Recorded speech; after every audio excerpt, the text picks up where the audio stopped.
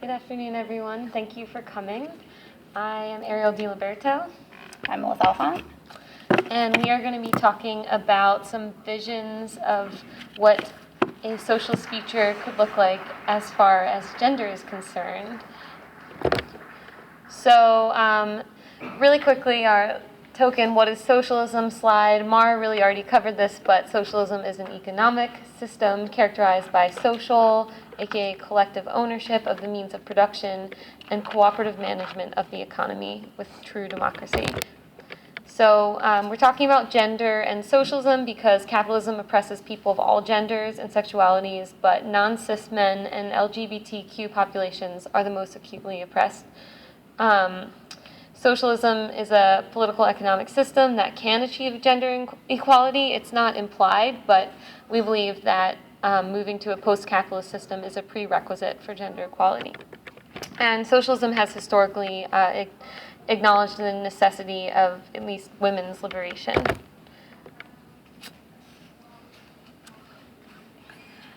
So we believe that in our socialist future we need a universal basic income. This would do a couple of things. It would provide independence for everyone. Whether you can work or not, you would still make the basic income.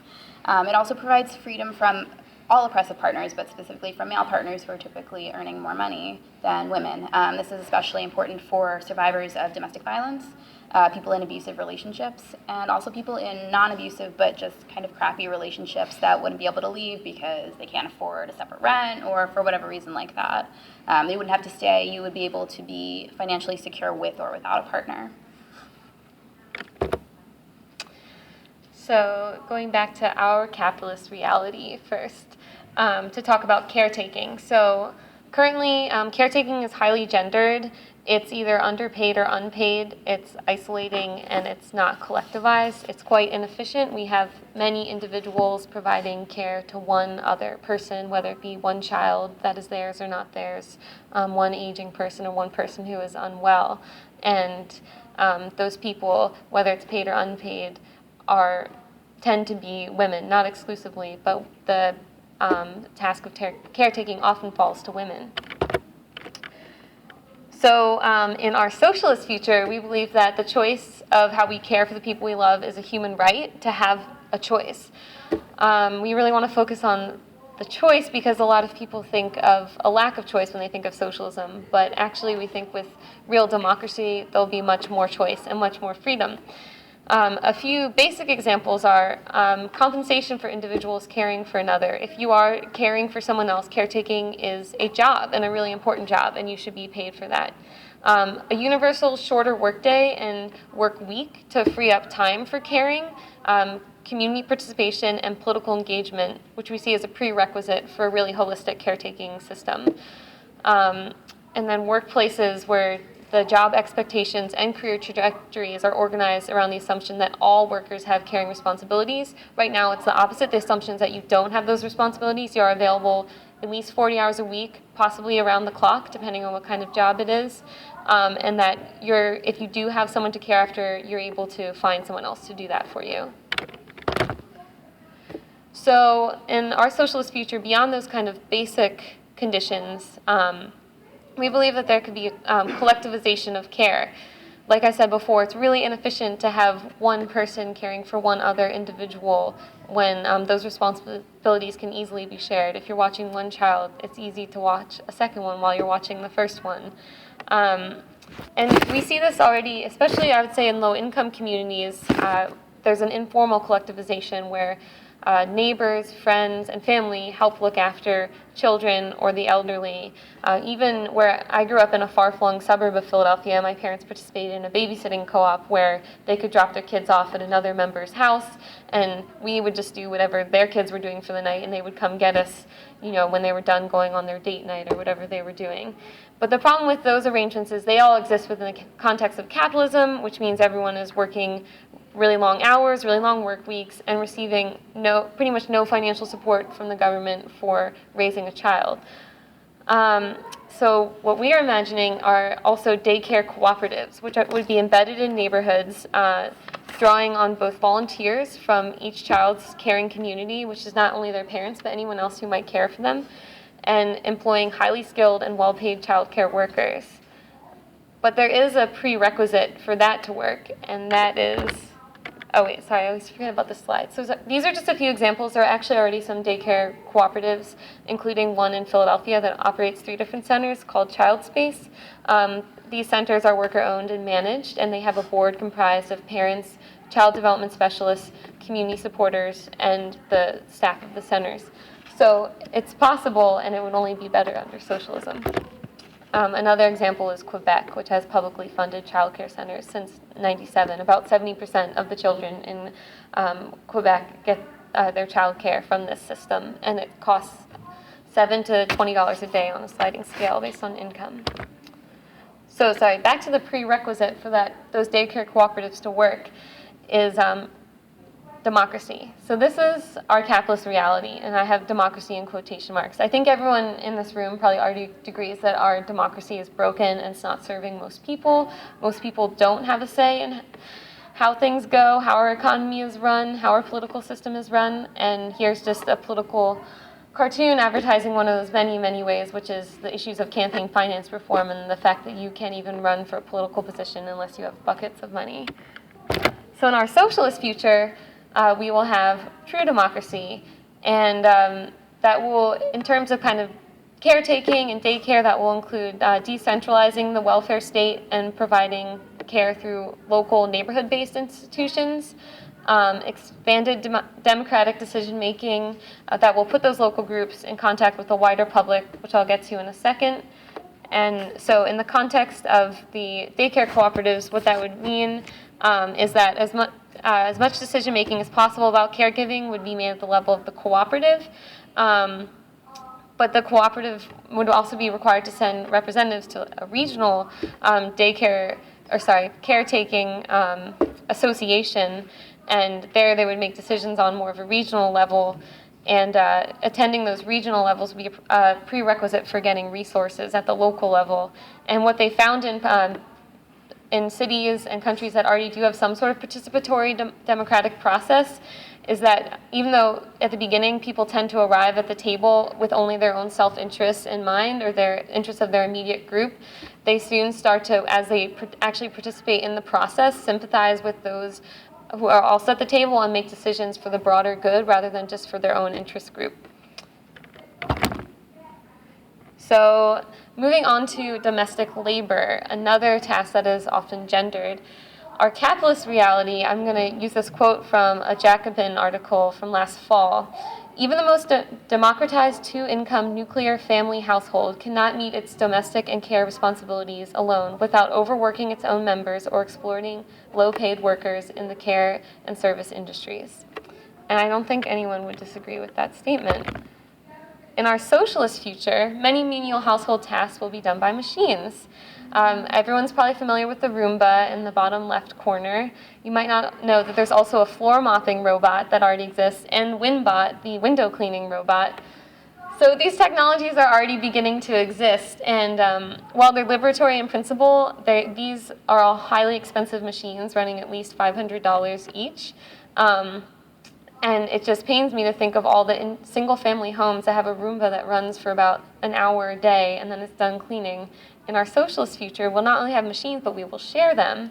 And you can just imagine, say, I live in a row home. Everyone's row home has a little Roomba-sized mouse hole, and the Roomba travels through the whole row throughout the day. It's that easy. This is also a vision of house cleaning in the future. This was a finalist in an Electrolux design competition. That orb releases hundreds of tiny winged robots with solar power wings that each have several droplets of cleaning fluid, and they go and clean your house and then return with the dirty droplets. So again, the robots can fly through the Roomba mouse hole and clean the rest of your house, and you can share them with your entire block. So along with sharing machines is this whole idea of kind of economies of scale and efficiency. The way things are now, I live on a row of, say, 100 row homes. In every single house, every night, 1 or 2 people spend about 1 to 2 hours cooking dinner for 1 to 4 other people and cleaning. But what if you had 2 to 3 people that cooked dinner for the entire block and spent that same amount of time? It's just a matter of economies of scale. It's highly inefficient the way that everyone is isolated in single-family homes with no common space. So that leads me to space, which is the fact that our space is not designed to be collectivized, but it can be. And here you see a co-housing building in Denmark where it's dinner time in the collective kitchen. Here's a floor plan of a typical suburban housing tract. You have the property lines with everyone with their private yard, their detached single-family home. Every single house has a kitchen, has a laundry unit, and every single family is wasting a lot of time doing cooking, childcare providing, etc., for just a family unit of a few people. So here's just another example of co-housing that already exists, where there are private living units because everyone still doesn't want to share everything, but a shared outdoor space, kitchens, laundry, and an on-site childcare facility. This one is in Vienna.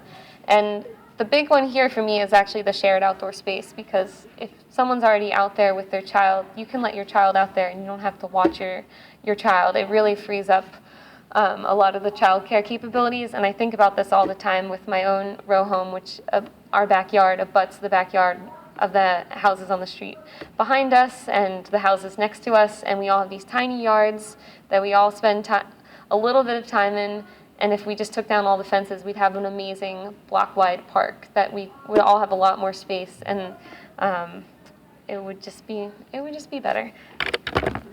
So, and here's really quick the same suburban tract shown as modifications to make it more amenable to collective uses. And this is actually from an article written in 1980 called "What Would a Non-Sexist City Look Like?" So that's why some of the things are outdated, such as the dial-in ride. I'm not sure what that is, but it was for before people had cell phones and if you didn't want to have a car, I think.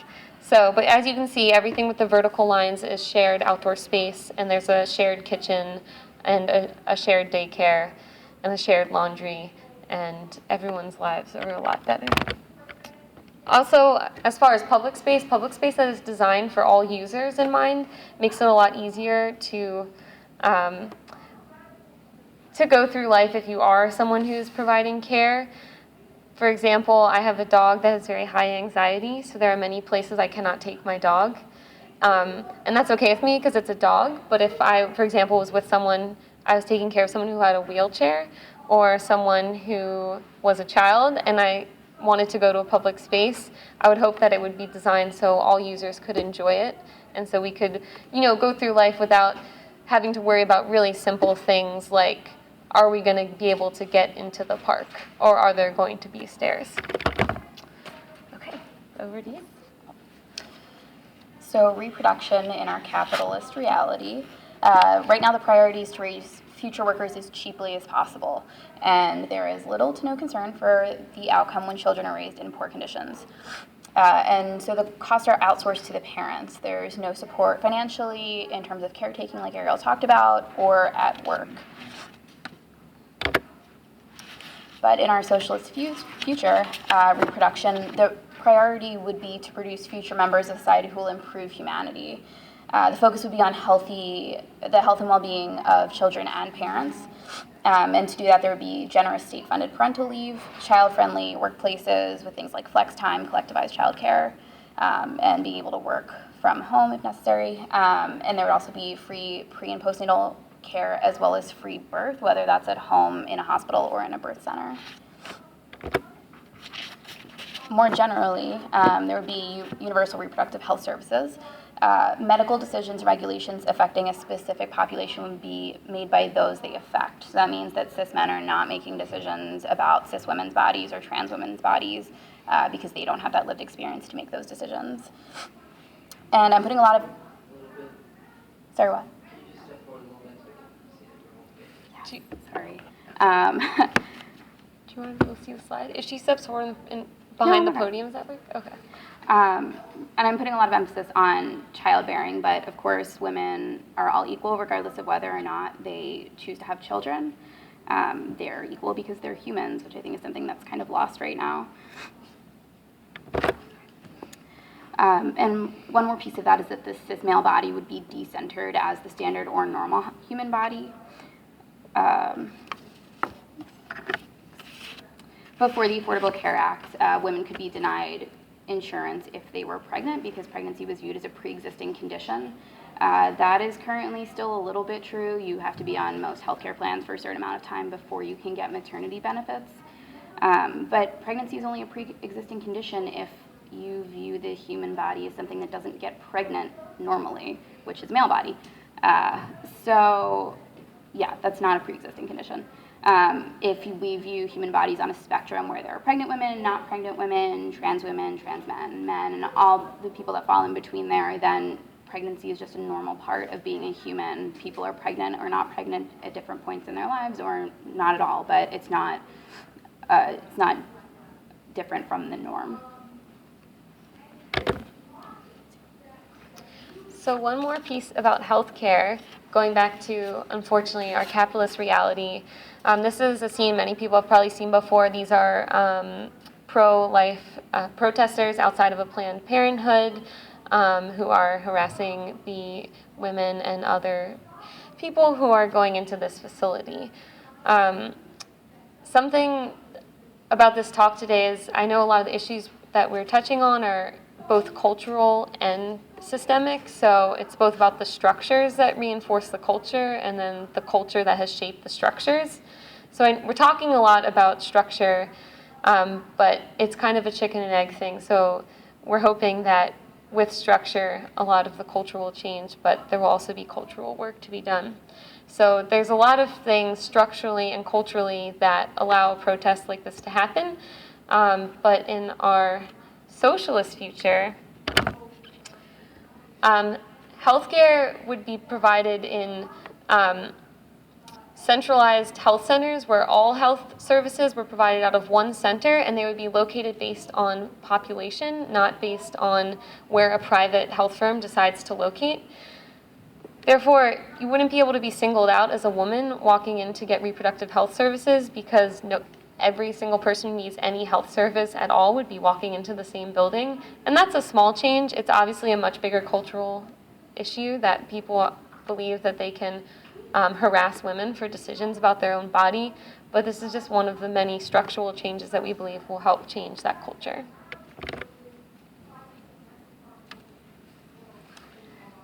Okay, so sex, relationships, and bodies is a big topic, and I actually just added that picture. Hopefully it's not offensive to anyone. So right now, under capitalism, cis women are the gatekeepers of sex. This is in pop culture, media, and law. And so that means that women can say yes or no, but they're not really dictating the path that a sexual encounter takes. And in terms of the law, right, the burden of proof is on the woman in a rape case to prove that she said no or resisted at some point, and it's not on the other person, the accused rapist, to prove that the woman said yes and that it wasn't rape. In terms of consent, there's a lot of conversation going on, especially in colleges, about how to teach consent, that we need to teach it as something that must be said every time during sex.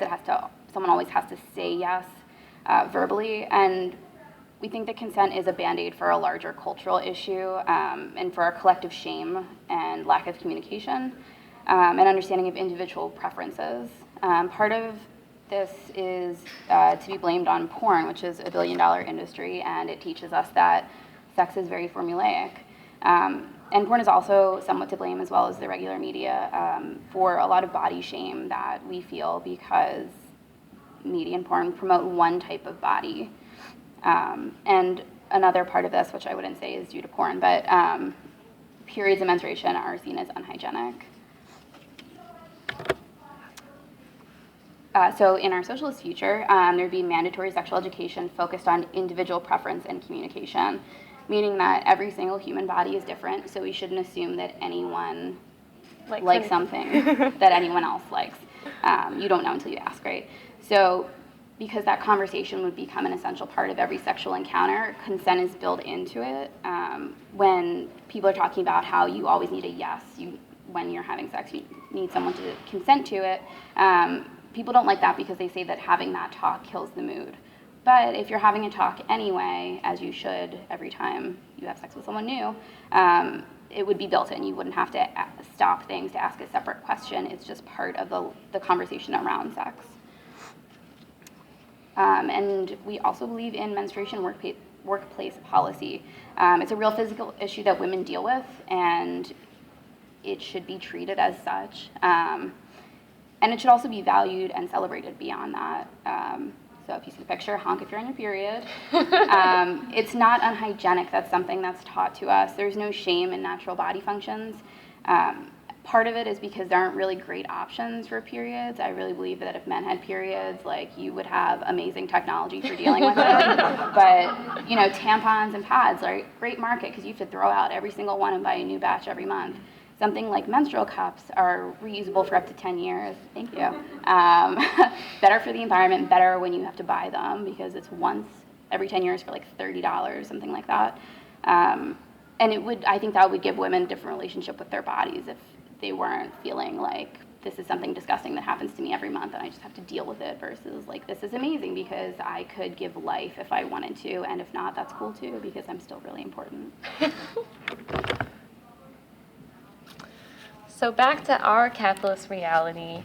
Another topic that often comes up with gender is equal pay for equal work. So on the right, you have another political cartoon. A man and the woman have the same job. The man is sitting on his compensation and the woman is sitting on hers. Definitely not fair. Definitely still an issue that, despite decades of struggle, exists today under capitalism. On the left, you have our comrades in Kentucky, part of the Kentucky Workers League, and they have a worker-tenant solidarity network there, and they're working with a trans individual who got fired from his job in a discriminatory fashion, as well as having many bogus workplace claims filed against him, which is hindering his ability to get a new job, and they are fighting for those claims to be removed and other compensation from the employer, the former employer. So these are the bummer conditions that we exist in now. In our socialist future, publicly or cooperatively owned means of production will automatically provide enhanced transparency and ease of spotting unequal pay. If you're a worker at a company, but you also are on the board of that company because you're a worker owner, you're going to see all the finances and you're going to see exactly what everyone's getting paid. So any sort of foul play with that would be instantly spottable by everyone at the company. Pay would also be based on the value of human labor exerted and the use value of the product, not the exchange value. Exchange value is the value that capitalism assigns something that it can be exchanged for on the market. But if we're actually valuing the labor itself and the use of the product, then we can automatically get rid of the pay bias because it's all based on what you put into it. So a little bit more on equal pay for equal work. Going more to the front end of the issue, universally free or affordable education through college would universalize opportunities to get into any sort of advanced field. There are currently a lot of education and workplace barriers to fields such as tech and engineering, and also office culture barriers for non-cis males, such as the programmers you see at the bottom. Those barriers would be removed through the combination of universal education and the shortened work week and the assumption that there are caretaking responsibilities that I discussed earlier. And then the appeal of joining these fields would be to further humanity, not the disproportionate compensation that many people join those fields hoping to get this time. And as many of you probably know, women disproportionately work at nonprofits and in caretaking positions, you could say due to a desire to do good and take care of others. But if that's what you're doing in any field, that will help remove a lot of the barriers. So what has Philly Socialists done? We wouldn't be a great organization if we did not model these beliefs in our practices. So among other things, we have childcare provided at events and meetings like this one. We always offer childcare for large groups.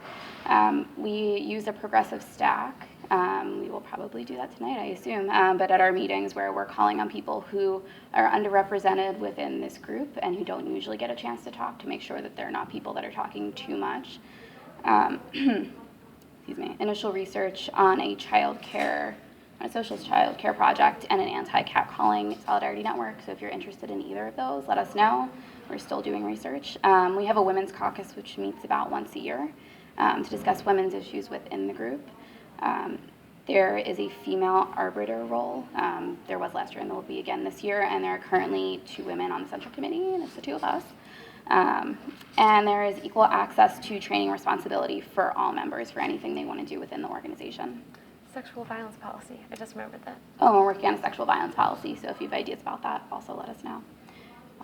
That's it. Thank you, guys.